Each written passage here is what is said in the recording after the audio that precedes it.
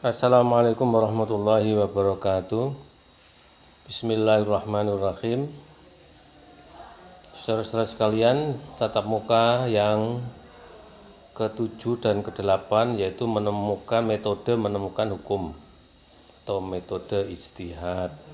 Yang bisa saya jelaskan pada saat ini adalah baru nomor 1, yaitu yang disebut dengan ijtihad bayani. Ijtihad artinya yaitu kira-kira lebih kurang ya menemukan hukum. Bayani ini dari kata bayan artinya penjelasan, yaitu ijtihad ini menjelaskan apa yang dikandung dalam sumber hukum. Apakah metode menemukan hukum itu adalah tata cara yang dirancang? Memang sudah ada di usul fikih, ada komplit, mulai dari posisi yuristik, yaitu posisinya orang Islam itu dalam kaitannya dengan hukum, sumber hukum, metodenya, terus tujuan hukum, itu semua sudah ada, telah dirancang dan disusun untuk menemukan hukum. Nah, seperti yang sudah saya katakan kemarin, sebagai metode atau katakanlah metode penafsiran, itu usul fikih memiliki premis-premis yang dianggap benar dan tidak bisa diganggu-gugat. Tuhan itu ada, Tuhan itu berkehendak, ya, Tuhan itu mengatur manusia, Tuhan itu sudah menyampaikan kehendaknya di wahyu, Tuhan itu adalah penguasa hukum, dan seterusnya seperti itu sudah tidak bisa diganggu gugat lagi. Kemudian menemukan hukum disebut ijtihad. Kalau bahasa hukumnya umum ini menemukan hukum. Kalau dalam bahasa usul fikih disebut ijtihad. Disebut menemukan, bukan menciptakan, karena pada dasarnya hukum itu sudah ada. Begitu memang posisinya mujtahid atau ijtihad itu, bahwa hukum itu sudah ada. Walaupun sekarang belum tersedia, tapi sudah ada. Tetapi mungkin masih tersembunyi. Kalau yang seperti sholat, hukumnya zakat itu sudah jelas. Itu eksplisit dan jelas. Tapi mungkin untuk bagaimana kalau perkawinan itu dibatasi umurnya, jangan sampai ada perkawinan dini. Nah, itu tersembunyi. Gimana sikapnya Islam atau Quran atau sunnah terhadap itu semua? Nah, disebut menemukan hukum karena manusia dalam Islam tidak dibenarkan membuat hukum. Tak boleh. Manusia tidak mengatur dirinya sendiri, menciptakan aturan untuk dirinya sendiri, enggak. Tetapi hukum itu titah Allah, khitabullah. Definisi al-hukmu khitabus syari' atau khitabullah sudah disepakati ya di seluruh mazhab Islam, dalam Islam, dan tidak ada satupun yang membantahnya, walaupun ada suara-suara yang mungkin berimbas pada gugatan mengenai definisi ini, tapi nggak ada yang berani eksplisit menentang definisi tersebut. Dan manusia diperintahkan untuk menemukannya melalui ijtihad. Ijtihad sendiri itu dari kata ijtihada. Kata ijtihada dari kata jahada. Kalau ada kata dalam bahasa Arab pakai jim, ha, dal, itu artinya pekerjaan berat. Ijtihad itu pekerjaan berat. Pokoknya jim, ha, dal itu berat. Seperti apa? Jihad itu berat. Juhdun berat. Mujahadah berat. Termasuk juga ijtihad ini adalah pekerjaan yang tidak mudah. Kemudian menemukan hukum. Menemukan hukum disebut ijtihad. Orang yang berijtihad disebut mujtahid. Ijtihad dan mujtahid memiliki tingkatan, mulai dari yang tertinggi tersulit, yang paling membutuhkan banyak kualifikasi, dan yang terendah yang mudah, yang ya katakanlah syaratnya tidak berat-berat. Ya kalau yang tertinggi itu disebut dengan mujtahid mutlak, sebagaimana para imam mujtahid yang sebelum berijtihad menciptakan dulu metodenya, menciptakan usul fikih dulu, menciptakan kaidah-kaidahnya dulu, baru kemudian dipakai untuk melakukan penemuan hukum atau ijtihad. Nah kalau yang terendah itu seperti apa? Seperti yang melakukan tarjih, yaitu pendapat sudah tersedia sekian banyak, misalnya bagaimana hukumnya menikahi wanita hamil. Nah itu sudah tersedia pendapat-pendapat itu banyak, lalu dipilih salah satunya, nanti akan diberikan pertimbangan-pertimbangan khusus, mungkin dari segi kekuatan riwayat, mungkin dari segi kesesuaiannya dengan keadaan dan sebagainya, lalu dipilih salah satu bahwa menikahi wanita hamil itu hukumnya begini, apa boleh, apa tidak boleh, karena ada masalahnya begini, karena untuk mencegah bahaya ini. Nah, gitu. Pekerjaan seperti itu namanya tarjih. Kemudian macam-macam metode ijtihad, yaitu yang pertama, ini pembagian agak terbaru ya. Jadi saya mengambil pembagian model kontemporer ini, yaitu metode Bahayani, artinya menjelaskan isi sumber hukum, atau bisa juga disebut dengan Luwawi, karena berbasis pada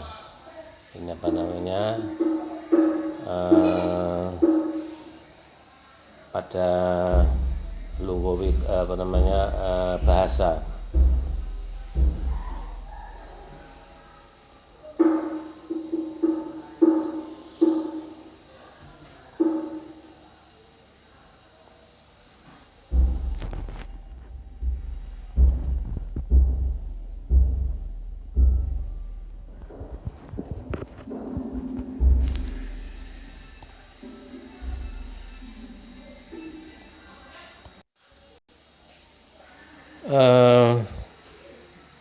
Kemudian yang kedua adalah metode ta'lili, atau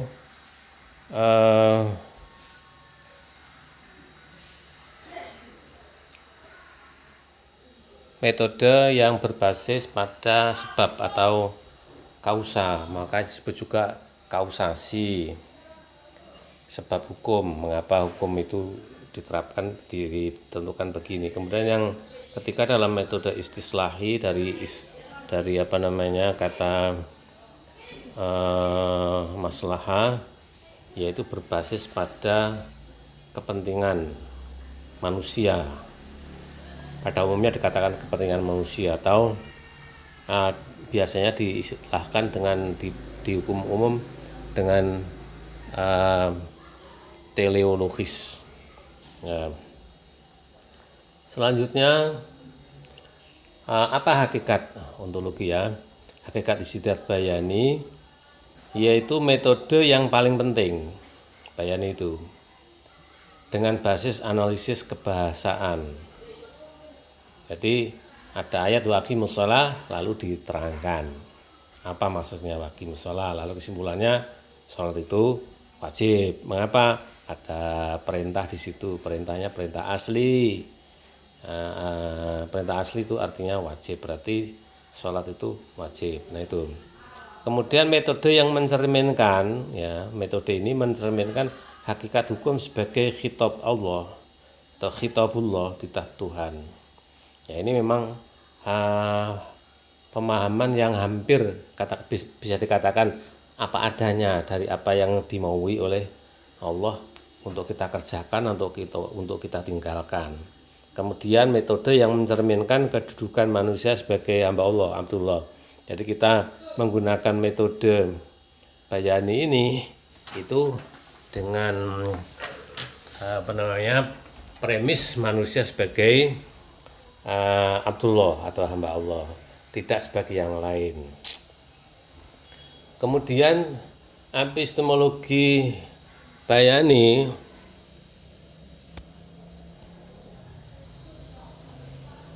itu artinya metodenya yaitu wahyu ayat itu sebagai sumber hukum. Sebagai sumber hukum ya apa? Yaitu sumber mengambil ketentuan, sumber mengambil keputusan, ketentuan atau tata cara. Nah, sasarannya untuk bayani ini adalah sumber-sumber yang berbasis riwayat yang tidak diciptakan oleh manusia. Alkitab tuh, Quran, Sunnah, Ijma, Mazhab Sahabi, Sa'umang Qablana. Yaitu berbasis pada riwayat. Kita tidak menciptakan sendiri, tapi kita warisi dari masa ke masa. Alatnya adalah analisis kebahasaan atau linguistik, sehingga penguasaan bahasa Arab menjadi penting. Jadi mustahid itu antara lain kualifikasinya menguasai bahasa Arab. Lah kalau tidak paham bahasa Arab, kok menafsirkan, ya itu secara logis itu tidak masuk akal. Kok nggak ngerti bahasanya kok menafsirkan. Nah, teks wahyu dan riwayat-riwayat dipahami menurut kebiasaan berkomunikasi orang Arab. Jadi waqimus shalah tadi yang saya sebutkan, gimana cara memahaminya? Ya gimana itu coba didengar bagaimana orang Arab memahami ayat tersebut. Nah, yang tidak Arab ya ikut pada orang Arab. Kalau tidak ngerti bahasa Arab ya ikut pada orang yang mengerti bahasa Arab. Tidak lalu mencari-cari keterangan sendiri tanpa mempedulikan bagaimana orang Arab memahami suatu teks. Seperti kalau Allah berfirman at-thalaqu marrataini, ya orang Arab akan bilang bahwa tolak itu dibenarkan yang bisa dirujuk itu ya 2 kali. Kalau 3 kali sudah lain lagi urusannya.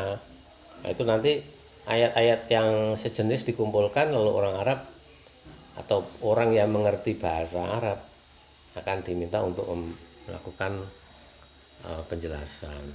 Nah, pedoman analisis kebahasaan disediakan di dalam usul fikih dalam bab Al-Qawaid Al-Lughawiyah atau kaidah-kaidah kebahasaan. Ada perintah, larangan, amar, nahi, ada am, umum, khos, khusus, ada mutlak, muqayyad yang tersembunyi. Kemudian ada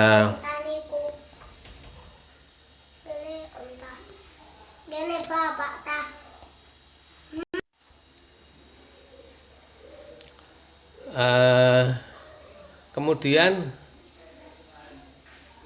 akal dalam epistemologi Sidat Bayani, akal tunduk kepada wahyu, bertugas memahami titah Tuhan ya sebisa-bisanya apa adanya tanpa memasukkan pendapatnya sendiri.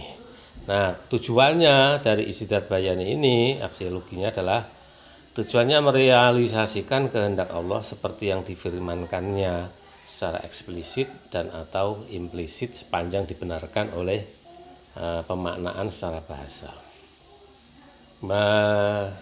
Jadi kalau Tuhan mengatakan aqimus shalah, ya tujuannya adalah supaya kehendak Tuhan yang terkandung dalam aqimus shalah itu tercermin di dalam aturan hukum yang kita lahirkan atau kita rumuskan.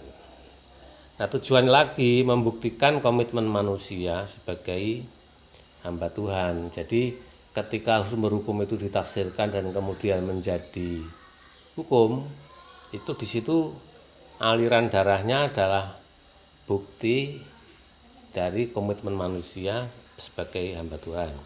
Kemudian tujuannya juga menciptakan kepastian hukum.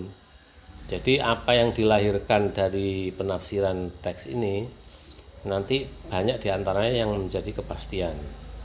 Sholat itu wajib, pasti. Zakat itu wajib, pasti. Tata caranya begini-begini, pasti. Unifikasi keseragaman hukum di seluruh dunia Islam, ya begitu. Dan kemudian bahwa sholat kita seperti yang kita lakukan sehari-hari itu adalah kebenaran mutlak, wajib kita laksanakan, dan begitu tata caranya. Itu di mana-mana begitu, tidak akan berubah, dan juga itu suatu kebenaran yang tidak akan diganggu-ganggu, tidak akan dirubah-rubah lagi. Kemudian kepuasan rasional dan etis tidaklah sangat penting. Umpama sholat subuh itu menurut nas, lalu kita pahami 2 rakaat, lalu kita gak cocok itu, kok 2 rakaat, badan masih seger ya, mestinya 4 rakaat. Lah zuhur itu yang kita sudah agak loyo-loyo atau asar itu kita bikin 2 rakaat. Nah itu kan kalau itu dituruti kan rasionya kan puas. Itu kok warisan kok dibagi seperti itu 2:1, mestinya ya mau sama-sama anaknya ya 1:1 itu kepuasan keadilan atau etis barangkali ya. Keputusan rasional dan etis tidaklah sangat penting di sini ya menurut Bayani ini, karena bukan menjadi tujuan utamanya. Kebenaran, keadilan, moralitas adalah apa yang sesuai dengan Tuhan, bukan rasio. Mana yang adil ya seperti yang dikatakan Tuhan, mana yang benar ya kata Tuhan, mana yang bermoral ya seperti kata Tuhan. Tuhan melarang zina, itu juga ya ada nggak masuk akalnya. Tuhan menyuruh kita menyembelih hewan, itu ya ada nggak masuk akalnya, ada yang tidak rasional juga, tapi ya itulah kata Tuhan seperti itu.